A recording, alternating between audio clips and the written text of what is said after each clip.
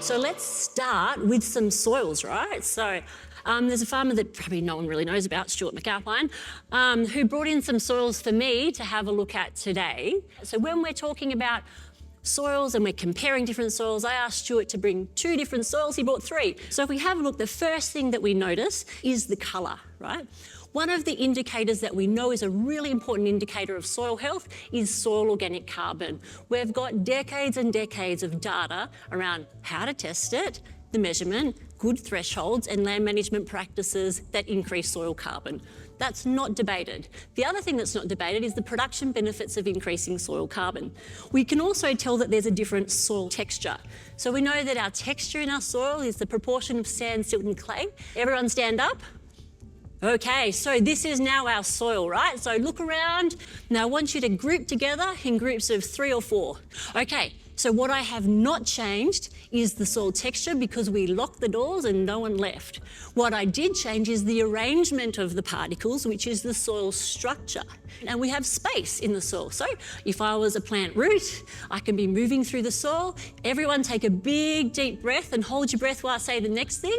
Okay, so when we ask an agronomist what's often the most limiting to plant production, they'll probably say nitrogen, it's phosphorus, it's always bloody phosphorus. No, it's the price of nitrogen, it's going to be nitrogen. Keep holding your breath. Farmers will say it's rain, just haven't rained, it's rained too much, whatever it is. What's the first thing that's most limiting to plant growth? Air, right? Now, everyone can breathe. So if we've got well-structured soil through our land management, we can have space for organisms and roots and air and water to move through the soil. That's really important. Do not sit down. Okay, the other thing that's really important is if we are feeding our soil organic matter, we're feeding the microbes. So what does that do? If we're feeding organic matter through photosynthesizing plants or organic amendments which we add to the soil, we're creating that activity in the soil where bacteria moving through the soil will create little electrostatic charges which will hold particles together.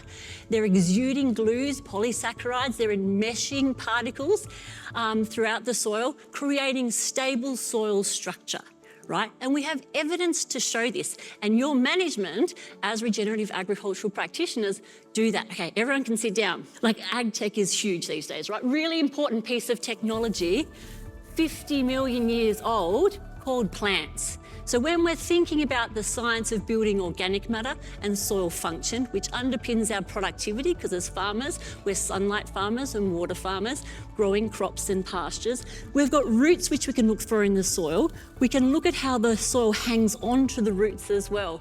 So these are the things that we are influencing with our land management. Now, if we have a look going from top to bottom, we're looking at the effect of soil organic matter and healthy soil function on things like water holding capacity, nutrient cycling, biodiversity, soil biology. They are more important, the role of soil organic matter is even more important when you're farming on lighter soils compared to heavier soils, because clays have this ability to self-fix. But still, if you look throughout, adding organic matter to soil is always going to underpin healthy functioning soils. So here, if we first of all look at soil strength, we're talking about a negative correlation. So x-axis is soil organic carbon percentage, y-axis is soil strength. So as you increase soil organic carbon, x-axis, you'll see that you reduce soil strength, which is a good thing, right? So we're reducing the soil compaction and we're increasing the soil's resilience. Same structure of the graph, so we've still got soil organic carbon on the x-axis. This time on the y-axis, we've got bulk density. So your bulk density is the mass of soil for a given volume. As you increase soil organic carbon concentration, you improve the bulk density. So we have room for air and roots and microbes to move through the soil. And thirdly, when we're looking at the plant available water, similar is the case because we've created soil structure. Less resistance to changing in soil pH. So once you have a healthy functioning soil, you won't need to apply lime as much. And that's often what we're seeing in some of these lower input regenerative ag systems. So the more organic matter you have in the soil, carbon is the measurable component of soil organic matter, the more ability you have for the soil to hold on to and exchange those nutrients. So when we're thinking about linking management, so those regenerative practices, there's a lot of evidence, clear and convincing evidence, that you can increase soil carbon and soil function through these practices. Why would we want to do this? What does it actually deliver? So it opens up sowing windows. It creates disease-suppressive soils. It gives us flexibility in our stocking rate, in our crop rotations. It's reducing fuel use. It's reducing fertilizer inputs. It's making our systems not only more resilient, but enhancing stability in production when we're looking at it over time. So I've gone through the literature and said, right, what are some examples of where we've got dark green is the positive correlation between the practice being directly linked to that soil function in the scientific literature. So if it's dark green, that means there's a direct link. If it's light green, it means it's an indirect link. We're talking about 16 times the amount of root carbon going into the soil through pasture management and grazing management, up to 4 times more soil organic carbon being stored. We're talking about 20 to 40% more phosphorus being available through microbial inputs, biostimulants, inoculants, through crop rotations. We're talking about 35,000 extra litres of water being stored in soils per hectare from these practices. These are quantified and they're parked in scientific literature for Australian farming systems. So no longer do we say that the evidence is not there, right? The evidence is there. We can see it in the field.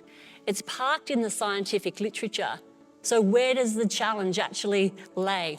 And maybe the challenge lays in the name, like we were speaking before. Now I find myself making more and more decisions based on the gut instinct, right? And what it is your brain picking up on patterns, right? And if you're a farmer, that is what you are doing every day, right? Where we've got a little bit lazy in science land is that we've said, let's forget about the pattern because the number is 1 and 1's not what it is. So therefore it's not significantly different. So we don't look at it anymore. Here's some examples of what we see. We've already seen some great root dreadlocks in presentations today. Some bloody great big worms, like when my kids were younger, worms bad, now kids are bigger. These type of worms are good, right? Worms in the paddock are good, worms at home are not good. Here we're putting multi-species pastures in before we go into our cotton on the left, stubble retention, looking at stubble crimpers, adding biostimulants to stubble to make it break down. This is an example of companion cropping up around Dalby. And we now know that there's these natural capital outcomes that we can measure and we can demonstrate and we can report back. We also know that there's this economic benefit, so there's the productivity benefit as well.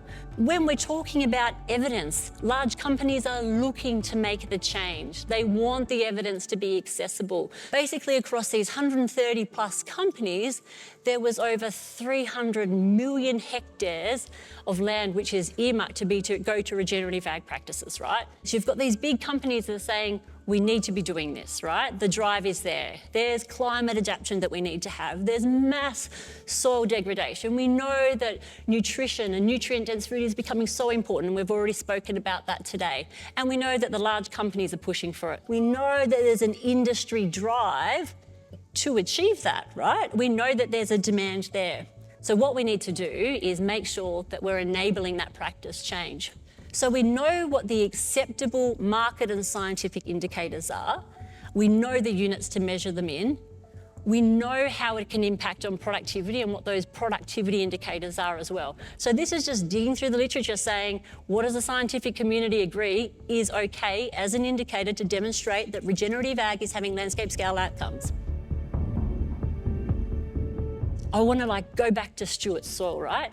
Because in that bucket and in your heads is the ability to kind of address a massive challenge, a few massive challenges that we have at the moment around massive soil degradation, around producing healthy food and fibre, around being adaptive to climate. We have the evidence to say that if you put in place practices which are maintaining ground cover and increasing soil organic matter, you can save up to 10 truckloads of soil per hectare per year by maintaining ground cover in this Western Australian cropping environment. We know that you're accessing more than 17 times more volume of soil when you've got good microbial relationships in the soil than if you don't. All of that linking back to healthy air and healthy waterways and functioning landscapes and stability in our production systems.